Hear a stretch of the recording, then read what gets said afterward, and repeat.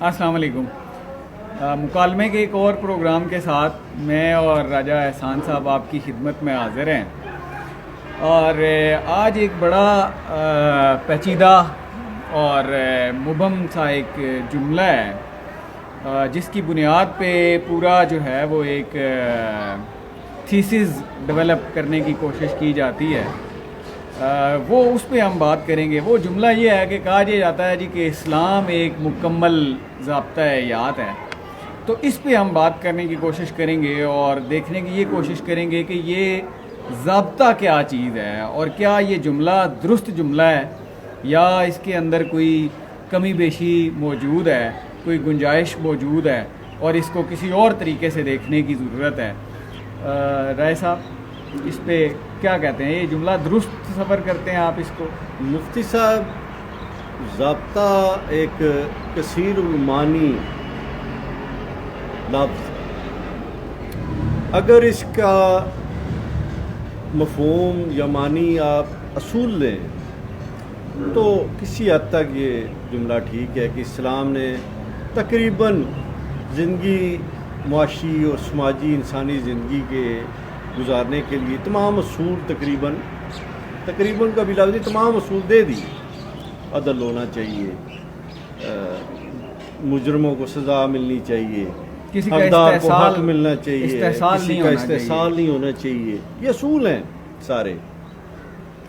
ان اصولوں کو کیسے امپلیمنٹ کرنا ہے، اس کے لیے تو آگے قانون سازی ہوگی، اس کے لیے پھر اس کی باریکیوں کی، اس کے ضابطے تشکیل دیں گے، تشریح ہوگی، اور نئے آنے والے وسائل اور مسائل ان کے مطابق آپ کو نئی پالیسیاں، نئے قانون، نئے ضابطے تشکیل دینے پڑیں گے۔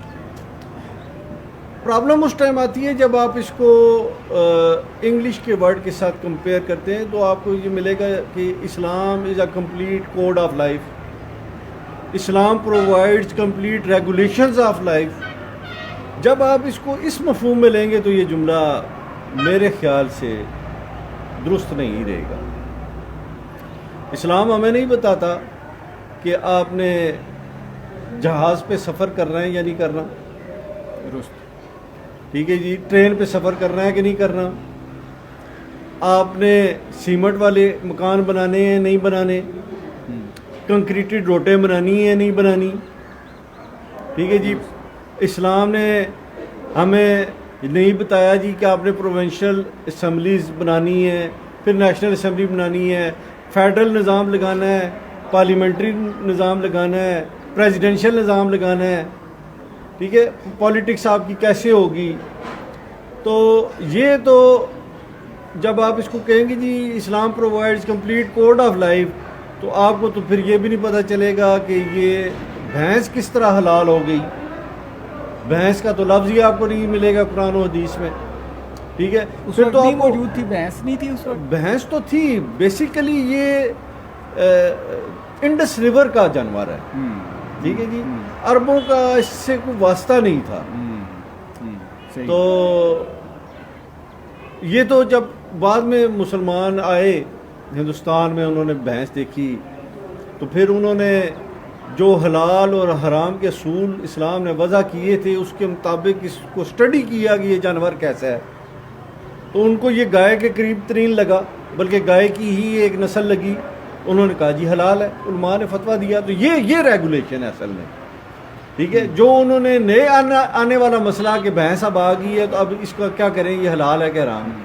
اگر کمپلیٹ کوڈ کی بات کریں تو پھر آپ کو ایک ایک مچھلی، ایک ایک پرندے، ایک ایک جانور چوپائے کے بارے میں نکالنا پڑے گا اسلام سے کہ آیا یہ حلال ہے یہ حرام ہے، ٹھیک ہے جی۔ صحیح۔ آپ نے قمیض کے نیچے بنیان پہننی ہے، کیسے پہننی ہے، اس کا رنگ کیسا ہو، مطلب ہر ایک چیز، ایک ایک نقطہ بیان اگر ہو پھر تو آپ کہیں جی کمپلیٹ کوڈ آف لائف۔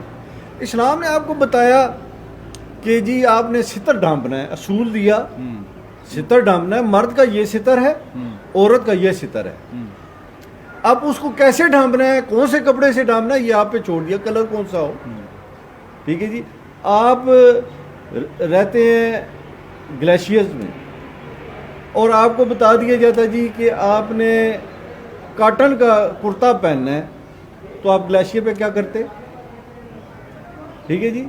تو یہ آپ کے زمینی حقائق کیا ہیں، آپ کون سے دور میں آئے ہیں، آپ کے وسائل کیا ہیں، آپ کے مسائل کیا ہیں. تو دنیا اور انسانی نو جو ہے وہ مسلسل ارتقاء کر رہی ہے. بالکل جو وہ ارتقاء کرتی ہے، نئی چیزیں ایجاد کرتے ہیں، نئے مسائل پیدا ہوتے ہیں. تو یہ علماء اسلام کے مہیا کردہ بنیادی اصولوں کو دیکھتے ہیں کہ یہ اب وہاں سے وہ اس کو جواز مہیا کرتے ہیں. یعنی ابھی اگر آپ کہیں جی کہ ہماری خواتین بکنی پہن لیں تو اسلام نے جو اصول ستر کا دیا ہے وہ اس پہ پوری نہیں اترتی تو ہم اس پہ، لیکن آپ کہیں جی کہ بکنی ہم قرآن اور حدیث سے نکالیں کہ پراپر ورڈ ہے کہ یہ بکنی حلال ہے یا حرام ہے، نائٹی پہننا حلال ہے یا حرام ہے، تو یہ آپ کو نہیں ملے گا. ٹھیک ہے جی.